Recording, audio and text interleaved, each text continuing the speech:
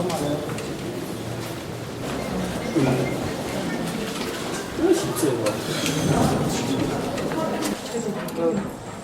Սկսվեց, որպեսզի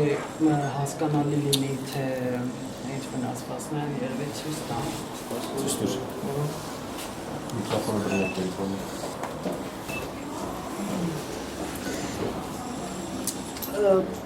Նռնակի բացումի հետևանքով նման վնասվածքներ են առաջացել, խորը բացվածքներ են։ Բժիշկները վիրակապել են, ախտահանել։ Լույս ունենք կար ժամանակում կկարողանանք քայլել, այս պայծրությամբ դեռ ոտքի վրա չեմ կարողանում մնալ զուտ ցավից։ Այսպես։ Գործողությունները սկսելուց առաջ զգուշացրել էին, որ լրագրողներ հեռացեք այդ տարածքից։ Մի պարադոքս, զգուշացրին եւ տեղափոխեցին մի տարածք, այսինքն լրագրողներն ասեցին գնացեք այստեղ, լրագրողները խմբով գնացին այդ տարածք եւ առաջին պայթյունները հենց լրագրողների շրջանում էին։ Իմ դիտարկմամբ ինչ որ ես հասկացա, լրագրողները թիրախավորված էին։ Միգուցե չեմ կարող ասել, բայց միգուցե եւ միտումնավոր էին, այդպես առանձնացնում, իրենց գործողություններից այդպես էր հասկացվում։ Առավելապես ագրեսիվ են այն լրատվամիջոցների ներկայացուցիչների նկատմամբ, որոնք տեսաձայնագրող սարքեր ունեին եւ երբ որ տեսախցիկների լույս էին տեսնում եւ այլն, կարծես թե կրակում են այդ ուղղությամբ այթուցիկներ էին նետում։ Այդպես մեր գլխին չեմ հիշում, չեմ հաշվել, ճիշտն ասած չկարողացա հաշվել, թե քանի պայթյուն է լավ տեսակ վնասվածքները,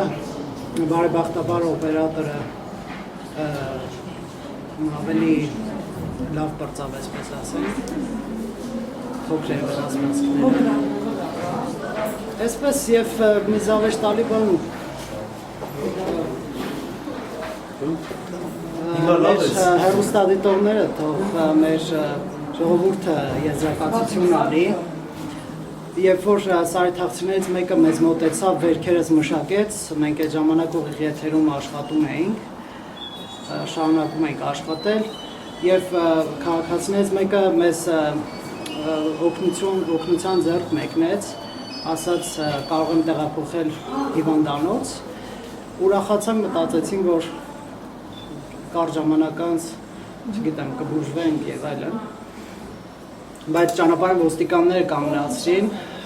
չնայած ասացին, որ Ամեկ+-ի անձնակազմն է,